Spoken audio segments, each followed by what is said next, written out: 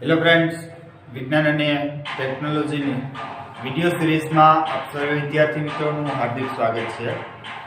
મિત્રો, લાસ્ટ વિડીયોની અંદર આપણે બાયોલોજીની અંદર ચેપ્ટર નંબર 8 ને પૂર્ણ કર્યું હતું, બરાબર છે. હવે આપણે કેમિસ્ટ્રીનું એક ચેપ્ટર જોઈએ. કેમિસ્ટ્રી વિભાગની અંદર આપણે 1 થી 3 ચેપ્ટરને પૂર્ણ કરેલા છે.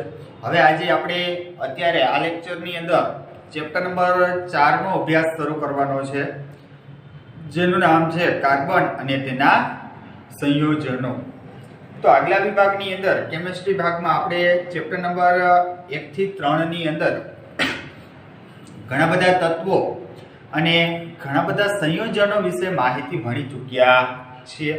હવે આ ચેપ્ટરની અંદર એનાથી થોડાક વધારે સંયોજનો અને તત્વો વિશેની માહિતી પણ આપણે જોવાની છે અને કાર્બન અને તેના સંયોજનો વિશેનો અભ્યાસ પણ આપણે આ ચેપ્ટરની અંદર કરવાનો છે, બરાબર છે. હવે આપણે દિવસ દરમિયાન ઘણા બધા પદાર્થો વાપરીએ છીએ, ઉપયોગમાં લઈએ છીએ. આપણે સવારે ઉઠીએ ત્યારથી સાંજે સૂઈએ ત્યાં સુધી ઘણા બધા પદાર્થો આપણા સંપર્કમાં આવે છે. હવે જો એ પદાર્થોની આપણે યાદી બનાવીએ તો એ જે પદાર્થો આપણે ઉપયોગમાં લીધા છે એ પદાર્થોમાંથી ઘણા બધા પદાર્થો એવા હશે કે જે ધાતુના બનેલા હશે, ઘણા પદાર્થો એવા હશે કે જે કાચ અથવા તો માટીના બનેલા હશે અને બીજા પદાર્થો છે એ અન્ય કોઈ સામગ્રીમાંથી, અન્ય કોઈ વસ્તુમાંથી બનાવવામાં આવેલા હશે. તો આવા પદાર્થોની જો આપણે યાદી કરીએ તો એ પદાર્થોની અંદર સામાન્ય રીતે ધાતુની અંદર કયા પદાર્થો આવશે કે જેટલા પણ વાસણો આપણે ઉપયોગમાં લઈએ છીએ, પછી રાંધવા માટેના તમામ વાસણો એ બધા શેના બનેલા હશે તો કે ધાતુના બનેલા હોય છે. આ ઉપરાંત ઘણી બીજી બધી વસ્તુઓ તમે ઉપયોગમાં લ્યો છો, દાખલા તરીકે પંખા, તો એ પણ ધાતુના બનેલા હોય છે. આપણે પાણી ભરવા માટે કોઈ પાત્ર વાપરીએ છીએ એ પણ ધાતુના બનેલા હોય છે. પછી કાચ અથવા તો માટીમાંથી બનેલા ઘણા બધા પદાર્થોનો આપણે ઉપયોગ કરીએ છીએ. સામાન્ય રીતે બરણી હોય છે, ત્યાર પછી માટીના વાસણો એટલે કે ગોરા આવે છે. આ ઉપરાંત રોટલી અથવા તો રોટલા કરવા માટે તાવડીનો ઉપયોગ કરીએ છીએ. એ બધા શેના બનેલા હોય છે તો કે કાચના અથવા તો માટીના બનેલા હોય છે. અને બાકીની અન્ય સામગ્રી હશે એ કોની બનેલી હશે તો કે બીજી કોઈ વસ્તુમાંથી પ્રાપ્ત થતી હશે. દાખલા તરીકે બ્રશ હોય કે પછી ટૂથબ્રશ હોય કે અન્ય કોઈ વસ્તુ, દાખલા તરીકે ટેલિવિઝન એટલે કે ટીવી છે, દૂધ, શાક, આ તમામ વસ્તુઓ જે ખોરાક આપણે ગ્રહણ કરીએ છીએ એ અન્ન, એ બધા અન્ય પદાર્થોમાંથી બનાવવામાં આવે છે. હવે જો આ અન્ય પદાર્થોમાંથી જે વસ્તુઓનો આપણે દિવસ દરમિયાન ઉપયોગ કરીએ છીએ એક આખો આપણે એક લિસ્ટ બનાવીએ એટલે કે યાદી તૈયાર કરીએ અને પછી એની જો માહિતી મેળવીએ તો આપણને ખબર પડે કે એ જેટલા પણ પદાર્થો છે અન્ય સામગ્રીની અંદર ધાતુ, કાચ અને માટી સિવાયના અન્ય જે પદાર્થો છે એ મોટા ભાગના પદાર્થો શેમાંથી બનેલા હશે તો કે કાર્બનમાંથી બનેલા હોય છે. શેમાંથી બનાવવામાં આવે છે તો કે કાર્બનમાંથી. એ પદાર્થોની અંદર મુખ્ય ઘટક તરીકે કાર્બન આવેલો હોય છે. આ ઉપરાંત પૃથ્વીની જે સપાટી ઉપર જે તમામ સજીવો વસવાટ કરે છે એ સજીવોની અંદર પણ મુખ્ય ઘટક તરીકે કાર્બન રહેલો હોય છે. વૈજ્ઞાનિકોના અનુમાન મુજબ વૈજ્ઞાનિકો એવું કહે છે કે પૃથ્વી ઉપર જીવન કાર્બનને કારણે અસ્તિત્વમાં આવ્યું છે. તો તમામ જેટલા સજીવો છે એ તમામ સજીવોની અંદર મુખ્ય ઘટક તરીકે કોણ રહેલું હોય છે તો કે કાર્બન રહેલો હોય છે. આપણું જે વાતાવરણ છે એ વાતાવરણ અને પૃથ્વીનો પોપડો એની અંદર પણ કાર્બન રહેલું છે. જોજો, યાદ રાખજો કે જે વસ્તુઓ છે એ મોટાભાગની વસ્તુઓની અંદર પણ કાર્બન એક મુખ્ય ઘટક તરીકે આવેલો છે. ત્યાર પછી સજીવની સંરચનામાં પણ કાર્બન મુખ્ય ઘટક તરીકે છે. આ ઉપરાંત પૃથ્વીનો પોપડો એટલે કે પૃથ્વીનું ઉપરનું સ્તર અને પૃથ્વીની સપાટી ઉપરનું જે વાતાવરણ છે એ વાતાવરણની અંદર પણ કાર્બન એક મુખ્ય ઘટક તરીકે રહેલો છે. આપણી જે પૃથ્વીનો પોપડો છે એની અંદર કાર્બનનું પ્રમાણ 0.02% જેટલું છે. પૃથ્વીના પોપડામાં કાર્બનનું પ્રમાણ કેટલું 0.02% જેટલું અને પૃથ્વીનું જે વાતાવરણ છે એ વાતાવરણની અંદર કાર્બનનું પ્રમાણ કેટલું હશે તો કે 0.03% જેટલું. કેટલું 0.03% જેટલું. જોવું જોઈએ તો કે પૃથ્વીનો પોપડો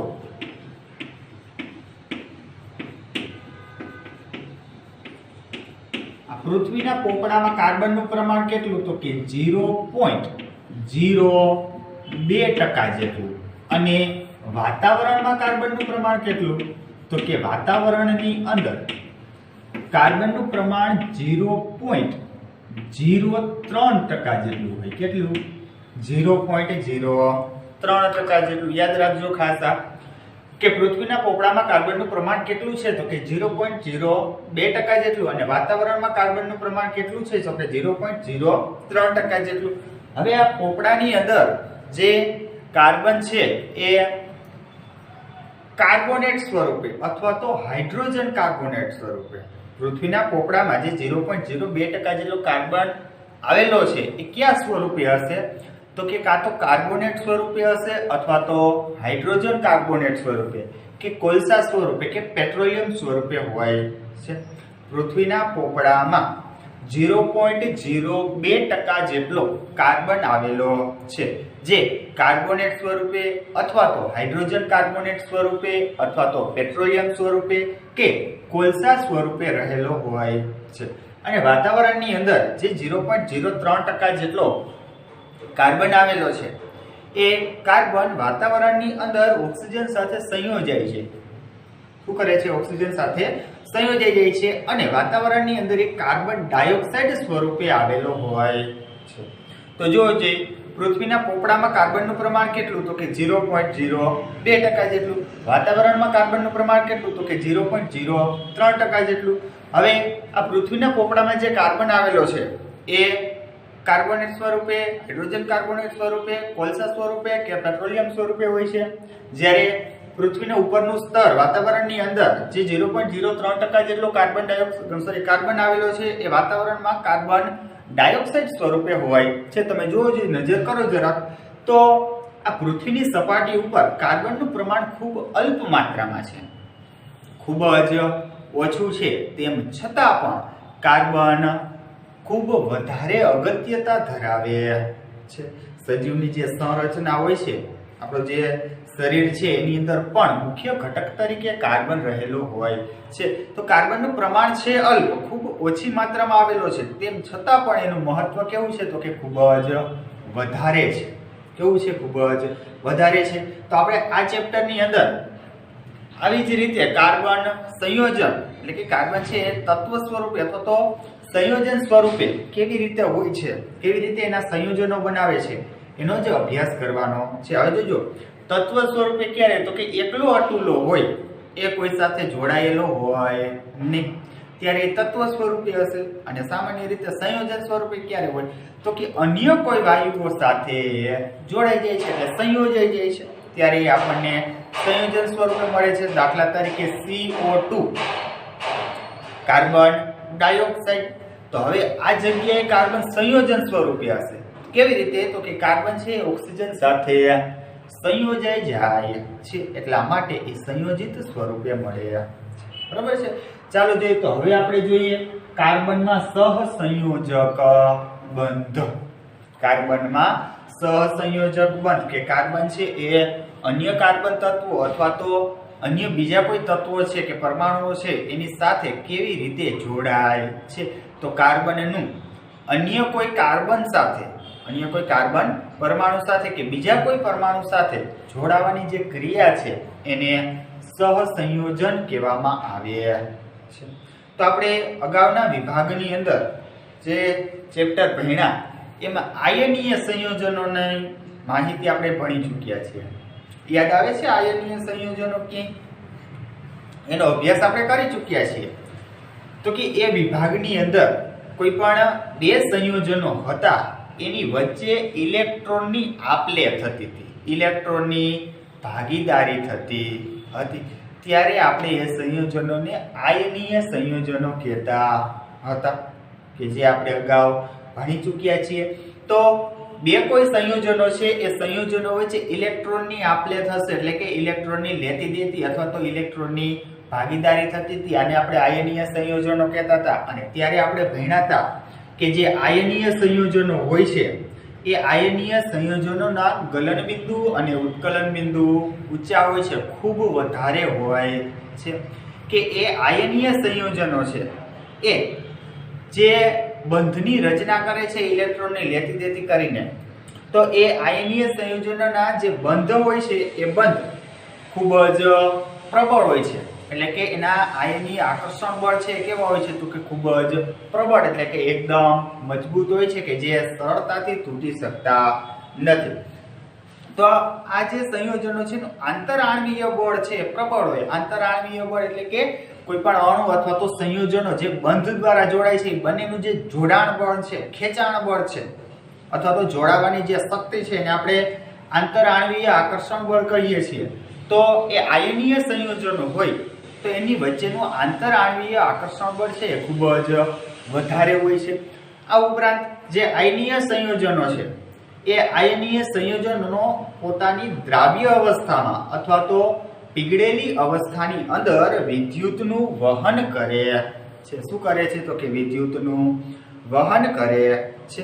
અને આ જે આયનીય સંયોજનો છે એ મોટા ભાગે ઘન અવસ્થાની અંદર, કઈ અવસ્થાની અંદર તો કે ઘન અવસ્થાની અંદર હોય છે।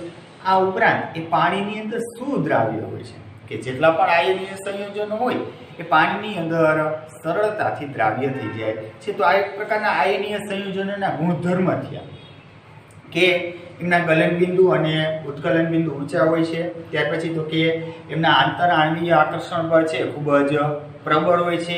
એ દ્રાવ્ય અવસ્થામાં ઓગળેલી અવસ્થા અથવા તો પીગળેલી અવસ્થાની અંદર વિદ્યુતનું વહન કરે છે, એ મોટા ભાગે ઘન અવસ્થાની અંદર હોય। આ ઉપરાંત એ પાણીની અંદર સુદ્રાવ્ય હોય છે। તો આ છે આયનીય સંયોજનો। તો એવી જ રીતે જે કાર્બન સંયોજનો છે એ કાર્બન સંયોજનો આ આયનીય સંયોજનો જેવા ગુણધર્મ ધરાવતા નથી। આયનીય સંયોજનોના ગલન બિંદુ અને ઉત્કલન બિંદુ ઊંચા હોય તો સામે કાર્બન સંયોજનો છે એ કાર્બન સંયોજનોના ગલન બિંદુ અને ઉત્કલન બિંદુ કેવા હશે તો કે ખૂબ જ નીચા હોય છે। જોજો અહીં મેં તમને કાર્બન સંયોજનો લખીને આપ્યા છે।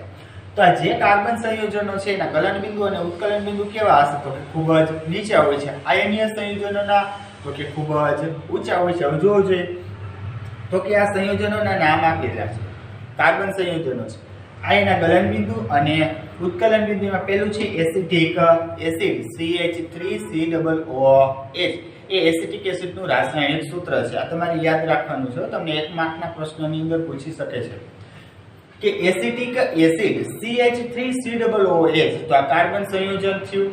હવે આનું ગલન બિંદુ એસિટિક એસિડનું કેટલું હશે તો કે 290 કેલ્વિન જેટલું, કેટલું 290 કેલ્વિન, અને એનું ઉત્કલન બિંદુ તો કે 391 કેલ્વિન જેટલું હોય છે। ત્યાર પછી બીજું સંયોજન જોઈએ ક્લોરોફોર્મ। આ જેટલા પણ સંયોજનો છે એ કાર્બન સંયોજનો છે। ક્લોરોફોર્મ એનું સૂત્ર છે CHCl3, એનું ગલન બિંદુ 209 કેલ્વિન અને એનું ઉત્કલન બિંદુ છે 334 કેલ્વિન જેટલું હોય છે। ત્યાર પછી એક જાણીતું ઉદાહરણ આવે છે ઇથેનોલ। એ ઇથેનોલનું સૂત્ર શું થાય તો કે CH3CH2OH, અથવા તો આને તમારે આવી રીતે ન લખવું હોય તો તમે લખી શકો છો C2 પછી H5, 3 અહીંયા હાઇડ્રોજન છે, 2 અહીંયા હાઇડ્રોજન છે, ટોટલ કેટલા તો કે 5, 2 કાર્બન છે એટલે C2H5OH, C2H5OH એટલે C2H5OH કોનું સૂત્ર થાય તો કે ઇથેનોલનું, અથવા એમ ન લખવું હોય તો તમે CH3CH2OH પણ લખી શકો છો। એનું ગલન બિંદુ કેટલું છે તો કે 156 કેલ્વિન, સામે ઉત્કલન બિંદુ 351 કેલ્વિન જેટલું છે। છેલ્લે આવે છે મિથેન। એનું સૂત્ર છે CH4। આ મિથેનનું ગલન બિંદુ 90 કેલ્વિન અને ઉત્કલન બિંદુ છે 111 કેલ્વિન જેટલું છે। તો આ ચારે ચાર છે કાર્બનિક સંયોજનો છે। તો કાર્બન સંયોજનોના તમે ગલનબિંદુ ને ઉત્કલન બિંદુ જુઓ કેવા છે તો કે ખૂબ જ નીચા છે. એસિટિક એસિડનું ગલનબિંદુ 290 કેલ્વિન અને ઉત્કલન બિંદુ 391 કેલ્વિન. ક્લોરોફોર્મનું ગલનબિંદુ 209 કેલ્વિન અને ઉત્કલન બિંદુ 334 કેલ્વિન. ઇથેનોલનું ગલનબિંદુ 156 કેલ્વિન અને ઉત્કલન બિંદુ 351 કેલ્વિન. જ્યારે મિથેનનું ગલનબિંદુ 90 કેલ્વિન અને ઉત્કલન બિંદુ 111 કેલ્વિન છે.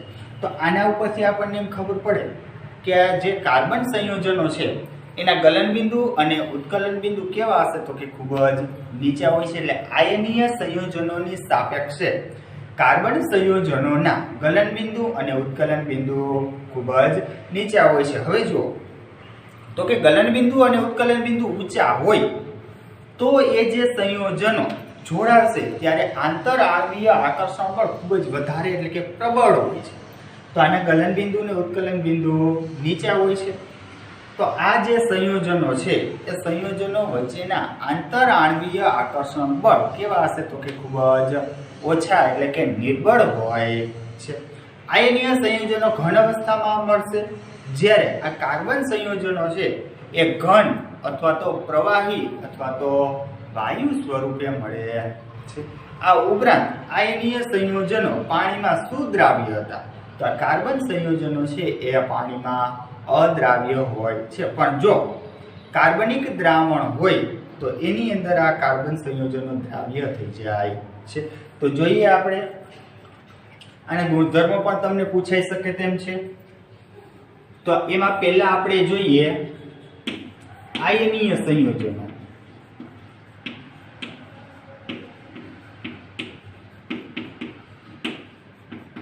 અને સામે જોશે કાર્બન સંયોજનો.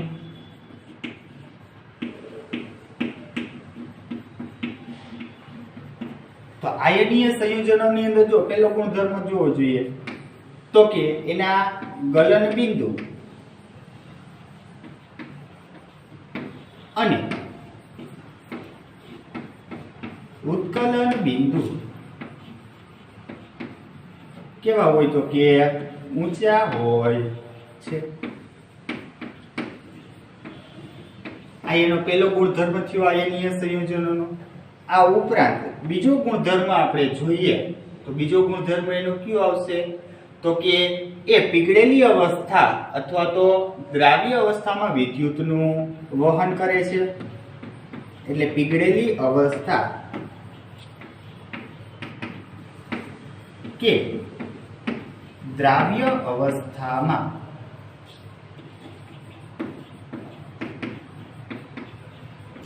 વિદ્યુતનું વહન કરે છે.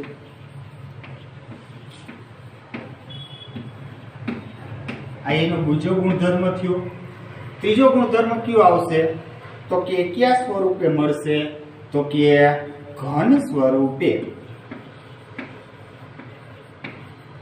મળે છે. આ ત્રીજો ગુણધર્મ થયો. ત્યાર પછી આપણે ચોથો ગુણધર્મ જોઈએ તો કયો ગુણધર્મ આવશે તો કે એમની વચ્ચેના જે આંતરઆણ્વીય આકર્ષણ બળ હોય એ કેવા હશે તો કે ખૂબ જ વધારે હોય છે. તો એ પણ લખીએ આપણે તો કે આંતરઆણ્વીય આકર્ષણ બળ કેવા હશે તો કે ખૂબ જ પ્રબળ હોય છે. પ્રબળ એટલે મજબૂત હોય છે. અને છેલ્લે આપણે પાંચમો ગુણધર્મ લઈએ તો એ પાણીમાં કેવા હશે સુદ્રાવ્ય હોય છે. પાણીમાં સુદ્રાવ્ય હોય છે એટલે કે પાણીની અંદર એ સરળતાથી દ્રાવ્ય થઈ જાય છે એને આપણે સુદ્રાવ્ય કહીએ છીએ. તો આ આયનીય સંયોજનોના ગુણધર્મ થયા. તો એવી જ રીતે હવે આપણે કાર્બન સંયોજનોના ગુણધર્મ લખવા હોય તો શું લખી શકીએ તો કે સામે સામે તમારે જેમ તફાવત હોય એવી રીતે એના મુદ્દા લખતા જવાના. તો આયનીય સંયોજનોના ગલનબિંદુ અને ઉત્કલન બિંદુ ઊંચા પદમાં જોવો જોઈએ તો કે કાર્બન સંયોજનોના ગલનબિંદુ અને ઉત્કલન બિંદુ કેવા હોય તો કે નીચા હોય છે. એટલે લખીએ તો કે ગલનબિંદુ અને ઉત્કલન બિંદુ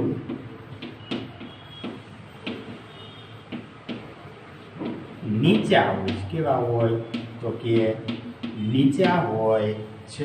ત્યાર પછી તો કે પીગળેલી અવસ્થામાં કે દ્રાવ્ય અવસ્થામાં વિદ્યુતનું વહન કરે છે। તો આ સામે મુદ્દો શું આવશે તો કે વિદ્યુતનું વહન કરતા નથી, એટલે કે વિદ્યુતના મંદ વાહક હોય છે।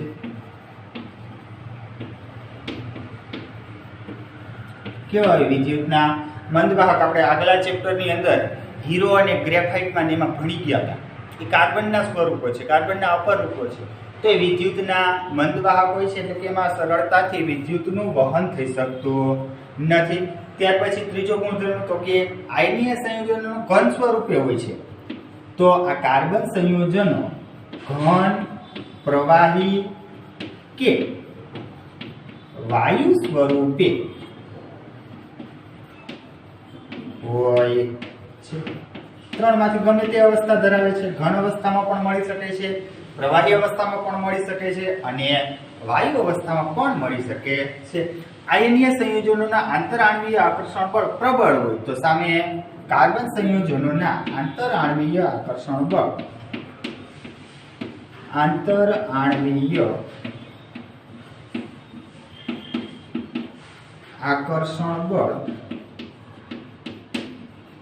કેવા હોય તો કે નિર્બળ હોય છે।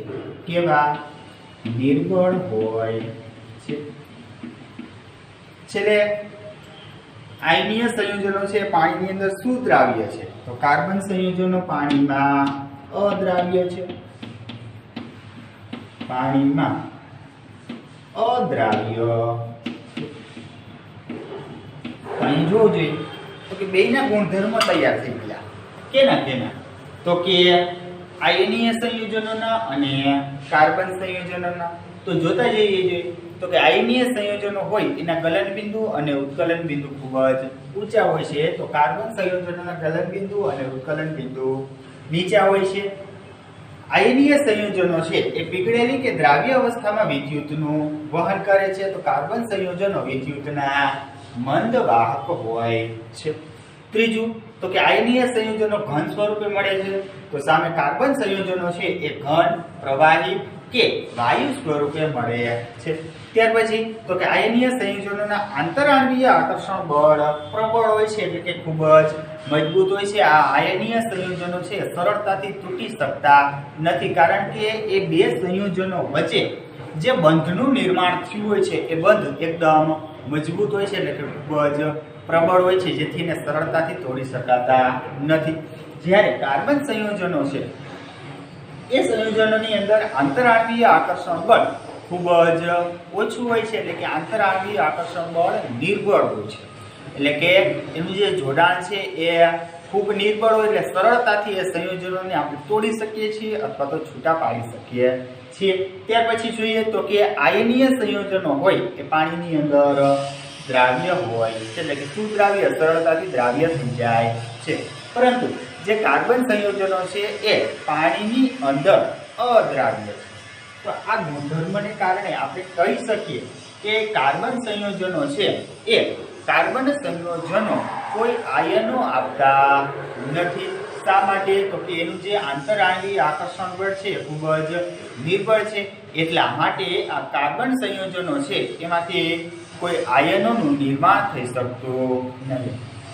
હવે આપણે કેમિસ્ટ્રી વિભાગની અંદર જે સંયોજનો છે એની ક્રિયાશીલતા વિશેનો અભ્યાસ કરી ચૂક્યા છીએ કે કોઈ પણ સંયોજનની જે ક્રિયાશીલતા એટલે કે એની જે સક્રિયતા છે એ કોના આધારે થાય છે? તો કે એની જે બાહ્યતમ કક્ષા છે એ બાહ્યતમ કક્ષાની અંદર જે ઇલેક્ટ્રોન રહેલા હોય છે એ ઇલેક્ટ્રોનને આધારે આપણે એની સંયોજકતા ક્ષમતા એટલે કે અન્ય તત્વ સાથે સંયોજવાની જે ક્ષમતા અથવા તો કેપેસિટી છે એનું અનુમાન લગાવી શકીએ છીએ। બરાબર ને? કે એ તત્વની સંયોજકતા કેટલી છે એના આધારે એની જે ક્ષમતા છે કેપેસિટી કે એ અન્ય તત્વો સાથે કેટલી કેપેસિટીથી પ્રક્રિયા કરશે અથવા તો સંયોજાશે એનો અનુમાન આપણે લગાવી શકીએ છીએ। તો જે આયનીય સંયોજનો હોય એ આયનીય સંયોજનો પોતાની જે બાહ્યતમ કક્ષા છે એ બાહ્યતમ કક્ષાની અંદર કાં તો 1, 2 કે 3 અથવા તો 5, 6 કે 7 ઇલેક્ટ્રોન ધરાવતા હોય છે. તો આ સંયોજનો શું કરશે તો કે અન્ય તત્વને પોતાના ઇલેક્ટ્રોન આપી દેશે અથવા તો ઇલેક્ટ્રોન મેળવી લેશે. જો 1, 2 કે 3 ઇલેક્ટ્રોન હોય તો એ અન્યને આપી દેશે, અને જો એની પાસે 5, 6 કે 7 ઇલેક્ટ્રોન હોય તો તે ઇલેક્ટ્રોન પ્રાપ્ત કરી લે છે, એટલે કે ગુમાવી દે છે અથવા તો મેળવી લે છે અને પોતાની અષ્ટક રચના પૂર્ણ કરે છે. પણ કાર્બન સંયોજનોમાં આવું થઈ શકતું નથી. શા માટે નથી થઈ શકતું તો કે હવે તમે જો કાર્બન તત્વ છે એનો પરમાણુ ક્રમાંક કેટલો છે તો કે 6. કેટલો છે 6 છે. તો હવે આપણે એની કક્ષા પ્રમાણે કેટલા ઇલેક્ટ્રોન સમાય એની ગોઠવણી કરીએ તો એનો પરમાણુ ક્રમાંક 6 છે કાર્બન. તો એમાં 6 ઇલેક્ટ્રોન અને 6 પ્રોટોન રહેલા હશે. ઇલેક્ટ્રોનની સંખ્યા કેટલી તો કે 6, પ્રોટોનની સંખ્યા કેટલી તો કે 6. હવે પ્રોટોનને થોડીક વાર મૂકી દઈએ સાઈડમાં અને આપણે ઇલેક્ટ્રોન ઉપર વધારે ધ્યાન આપીએ. તો કે 6 ઇલેક્ટ્રોન છે એટલે પ્રથમ કક્ષાની અંદર કે કક્ષાની અંદર આ કાર્બનના 2 ઇલેક્ટ્રોન સમાય. 6 માંથી 2 વહી ગયા, વાયા વધ્યા 4. બીજી કક્ષામાં 8 ઇલેક્ટ્રોન સમાઈ શકે, પણ કાર્બન પાસે છે નહીં, પાછળ 4 જ ઇલેક્ટ્રોન વધ્યા છે એટલે એ વધેલા 4 ઇલેક્ટ્રોન જે છે એ કાર્બનની બીજી કક્ષામાં આવે છે. હવે જોજો આ વચલી વાંદરી જેવું કામકાજ થશે. જો 1, 2 કે 3 હોત તો ગુમાવી દે, 5, 6 કે 7 હોત તો મેળવી દે. પણ આ બિચારો અપક્ષમાં આવી જાય, ભાજપમાં નથી આવતો, કોંગ્રેસમાં નથી આવતો, અપક્ષમાં આવે તો કેમનું જાવું એ કઈ નક્કી થઈ શકે નહીં. શા માટે તો કે એની પાસે કેટલા ઇલેક્ટ્રોન વધે છે તો કે 4 ઇલેક્ટ્રોન વધે છે. તો હવે એ શું કરશે બિચારો? 4 ઇલેક્ટ્રોન વધે છે એ દઈ શકશે કે લઈ શકશે? શું કરી શકશે તો કે હવે જુઓ એની બાહ્યતમ જે કક્ષા છે, બહારની જે કક્ષા છે બીજી કક્ષા, એની અંદર કાર્બન પાસે 4 ઇલેક્ટ્રોન છે. કેટલા ઇલેક્ટ્રોન છે? 4 ઇલેક્ટ્રોન છે. હવે જોજો જો એ કાર્બન 4 ઇલેક્ટ્રોન ગુમાવે કે મેળવે તો શું થાય? એ 4 ઇલેક્ટ્રોન મેળવે અથવા તો ગુમાવે તો શું થઈ શકે તો કે જો આ કાર્બન પરમાણુ છે એ પોતાની બાહ્યતમ કક્ષાની અંદર જે 4 ઇલેક્ટ્રોન છે એ 4 ઇલેક્ટ્રોન મેળવે. 4 ઇલેક્ટ્રોન તો હતા એની પાસે અને અન્ય 4 ઇલેક્ટ્રોન એ મેળવી લેશે. તો C4- એટલે કે કેટાયન અથવા તો ઋણ આયન બને છે. પણ થાશે કેવું તો કે હવે જોજો 4 ઇલેક્ટ્રોન હતા અને 4 ઇલેક્ટ્રોન મેળવ્યા એટલે ટોટલ ઇલેક્ટ્રોનની સંખ્યા કેટલી થઈ તો કે 8 ઇલેક્ટ્રોન થઈ ગયા. અને પોતાની પાસે પરમાણુ કેન્દ્રની અંદર 6 પ્રોટોન તો ઓલરેડી પડ્યા હતા ને તો કે હા. તો હવે ઇલેક્ટ્રોન કેટલા થાય? 6 ઇલેક્ટ્રોન એની પાસે હતા અને 4 ઇલેક્ટ્રોન મેળવ્યા. તો ટોટલ તમે સંખ્યા કરો તો 6 પ્રોટોન અને 10 ઇલેક્ટ્રોનની સંખ્યા થાય છે. તો જો કદાચ માની લ્યો કે આ કાર્બન છે એ બહારથી કોઈ પાસેથી 4 ઇલેક્ટ્રોન મેળવે તો એમાં હવે જગ્યા વધશે નહીં, એટલે કે એ 4 ઇલેક્ટ્રોનને હવે સમાવી શકાતા નથી. એટલે આવું શક્ય બને નહીં. હજી એકવાર ધ્યાન આપો તો કે કાર્બનનો પરમાણુ ક્રમાંક 6 એટલે એમાં 6 પ્રોટોન ને 6 ઇલેક્ટ્રોન રહેલા હોય.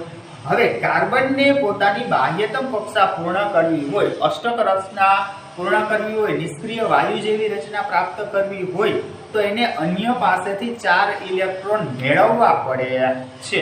હવે જો કાર્બન 4 ઇલેક્ટ્રોન મેળવશે તો C4- એનો કેટાયન અથવા તો ઋણાયન બને છે. હવે થાય એવું કે 6 ઇલેક્ટ્રોન ને 6 પ્રોટોન તો હતા જે 4 ઇલેક્ટ્રોન મેળવે છે કોક પાસેથી, તો ટોટલ ઇલેક્ટ્રોન થઈ જશે 10. પરમાણુ કેન્દ્રમાં ઇલેક્ટ્રોનની સંખ્યા 10 થઈ જાય છે અને 6 પ્રોટોન તો એની પાસે ઓલરેડી હતા જ. તો આટલા ઇલેક્ટ્રોનને કાર્બન પોતાના પરમાણુ કેન્દ્રની અંદર સમાવી શકતો નથી. એટલે આ રચના ફ્લોપ જાય, આઈડિયો ફેલ જાય, અન્ય પાસેથી 4 ઇલેક્ટ્રોન મેળવી શકે નહીં. તો કાંઈ વાંધો નહીં, ચાલો ભાઈ આપણે બીજો આઈડિયો કરીએ. મેળવી ન શકે કાંઈ નહીં, બિચારાને જગ્યા નથી. જગ્યા હોત તો જેટલા આવે તેટલા સમય જાય, પણ જગ્યા છે નહીં. તો હવે શું કરશે? તો કોઈ પાસેથી 4 ઇલેક્ટ્રોન મેળવી તો ન શક્યો, તો હવે ગુમાવશે. કે જો માની લો કે 4 ઇલેક્ટ્રોન તો હતા એની પાસે ઓલરેડી બાહ્યતમ કક્ષામાં, કા મેળવે ને કા ગુમાવે, તો એ મેળવવાની વૃત્તિ છે એ ફ્લોપ ગઈ, મેળવી શકશે નહીં. તો હવે ગુમાવીને ટ્રાય કરી જો શું થાય છે, તો કે માની લ્યો કે આ કાર્બન પરમાણુ છે પોતાની બાહ્યતમ કક્ષામાં રહેલા 4 ઇલેક્ટ્રોન જો ગુમાવે તો C4+ એનાયન અથવા તો ધન આયન પ્રાપ્ત કરે છે. ગુમાવશે એટલે એ ધન આયન બનશે. હવે માની લ્યો કે એને 4 ઇલેક્ટ્રોન ગુમાવી દીધા તો પોતાની પાસે ટોટલ વધ્યા કેટલા ઇલેક્ટ્રોન, તો કે 2 ઇલેક્ટ્રોન વધે. 6 ઇલેક્ટ્રોન હતા એમાંથી 2 ઇલેક્ટ્રોન તો એને 4 ઇલેક્ટ્રોન તો એને ગુમાવી દીધા, તો વધ્યા કેટલા, તો 2 ઇલેક્ટ્રોન. તો સામે 6 પ્રોટોન તો ઓલરેડી પડ્યા જ હતા. તો પોતાના પરમાણુ કેન્દ્રની અંદર 6 પ્રોટોન અને 2 ઇલેક્ટ્રોન વધે છે. તો હવે શું થશે, તો કે આ જે 2 ઇલેક્ટ્રોન વધ્યા છે એ 2 ઇલેક્ટ્રોનને જકડી રાખવા માટે અથવા તો પકડી રાખવા માટે વધારે ઉર્જાની જરૂરિયાત રહે છે. એટલે કે આ પ્રોટોનને 2 ઇલેક્ટ્રોન સાથે નડી અને કેટાયન બનાવવા માટે અથવા તો ઋણાયન બનાવવા માટે વધારે માત્રામાં ઉર્જાની જરૂરિયાત રહે છે. એટલે ખૂબ વધારે માત્રામાં ઇલેક્ટ્રોન કેટલા છે, તો કે 2 જ છે, સામે પ્રોટોન 6 છે. તો આ 2 ઇલેક્ટ્રોનને જકડી રાખવા માટે અથવા તો પકડી રાખવા માટે કાર્બનને વધારે ઉર્જાની જરૂર પડે છે. તો એ વધારે ઉર્જા પ્રાપ્ત કરી શકતો નથી અથવા તો મેળવી શકતો નથી. તો આવી રીતે પણ થઈ શકતું નથી. એટલે 2 આઈડિયા ફ્લોપ ગયા. એ જો કોક પાસેથી ઇલેક્ટ્રોન મેળવે તો વધારે જગ્યાની જરૂર પડે છે, એ જગ્યા એની પાસે છે નહીં એટલે સમાઈ શકશે નહીં. જો કોઈને 4 ઇલેક્ટ્રોન આપી દેશે તો પોતાના પરમાણુ કેન્દ્રમાં 2 જ ઇલેક્ટ્રોન વધશે અને આ 2 ઇલેક્ટ્રોન છે એને જકડી રાખવા માટે વધારે ઉર્જાની જરૂર પડશે. તો એ પણ શક્ય બનશે નહીં. એટલે કાર્બનની પરિસ્થિતિ અત્યારે તમે જુઓ તો કે એ બિચારો કોઈને 4 ઇલેક્ટ્રોન દઈ નથી શકતો અને 4 ઇલેક્ટ્રોન કોઈ પાસેથી લઈ શકતો નથી. હવે શું થાય, તો કે એને ભાજપ વાળા પોતાની પાર્ટી નથી ભેગો લેતા અને કોંગ્રેસ વાળા નથી લેતા. તો બિચારો શું કરશે, તો કે પોતાની પાર્ટી જાતે તૈયાર કરે છે. શું કરે છે, પોતાની પાર્ટી છે એ જાતે તૈયાર કરે છે. અન્ય એના જેવા બીજા હોય એને ભેગા કરી લે છે અને સહસંયોજક બંધનું નિર્માણ કરે છે. એટલે પાર્ટનરશિપ કરે છે, ભાગીદારી કરે છે. કાર્બન અન્ય કાર્બન તત્વ સાથે, કાર્બન છે એ બીજા કોઈ કાર્બન તત્વ સાથે અથવા તો અન્ય બીજા કોઈ તત્વ સાથે જોડાઈ અને સહસંયોજક બંધનું નિર્માણ કરે છે. એટલે કે ભાગીદારી કરી લે છે. કાર્બન પાસે બાહ્યતમ કક્ષામાં 4 ઇલેક્ટ્રોન હતા, તો બીજો કાર્બન હશે એની પાસે 4 ઇલેક્ટ્રોન હશે, તો કે હા, તો બે 4 ની પાર્ટનરશિપ કરીએ એટલે ભાગીદારી કરીએ છે. કઈક સભ્યોની પાસે હતા, કઈક સભ્યો આની પાસે હતા, પોતાની આખી પાર્ટી ઊભી કરી લે છે. ભાજપ અને કોંગ્રેસ વાળા એમ કહે છે કે તમે નો રાખ્યા તો કઈ વાંધો નહીં, હું મારી પાર્ટી જાતે તૈયાર કરી લઈશ.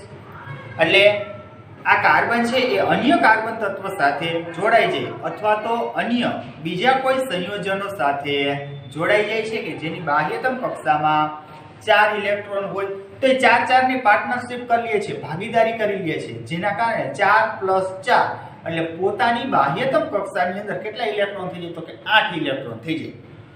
હવે જ્યારે 8 ઇલેક્ટ્રોન થઈ જાય એટલે પોતાની જે બાહ્યતમ કક્ષા છે એ સંપૂર્ણ ભરાઈ જાય છે. એટલે કે કાર્બન પણ નિષ્ક્રિય વાયુ જેવી રચના પ્રાપ્ત કરે છે. આનો ફાયદો બે તત્વને થાય. એક તો કાર્બન કે જેની પાસે 4 ઇલેક્ટ્રોન હતા અને 4 ની ભાગીદારી કરી એટલે ટોટલ 8 ઇલેક્ટ્રોન થઈ ગયા. એટલે આ કાર્બનની અષ્ટક રચના થઈ ગઈ પૂર્ણ.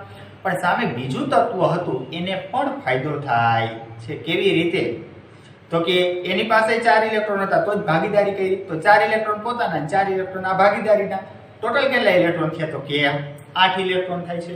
તો આવી જ રીતે બે તત્વો છે એકબીજા સાથે સંયોજાઈ જાય છે. શું કરે છે, સંયોજાઈ જાય છે અને પછી પાર્ટનરશિપના જે ઇલેક્ટ્રોન હોય એ ઇલેક્ટ્રોન બંને તત્વોને લાગુ પડે છે. એટલે કે આવી રીતે બે તત્વોની જે બાહ્યતમ કક્ષા છે એ બાહ્યતમ કક્ષાની અંદર 8 ઇલેક્ટ્રોન પૂર્ણ થઈ જાય છે અને એ પોતે નિષ્ક્રિય વાયુ જેવી રચના પ્રાપ્ત કરે છે.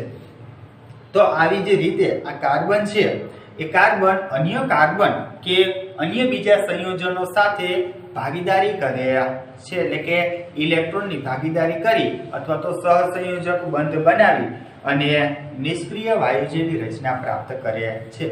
તો હવે આના સિવાય અન્ય કાર્બન સિવાય ઘણા બીજા પણ એવા તત્વો છે કે જે આવી રીતે ભાગીદારી કરી અને પોતાની અષ્ટક રચના પૂર્ણ કરે છે અથવા તો અષ્ટક રચના પ્રાપ્ત કરે છે.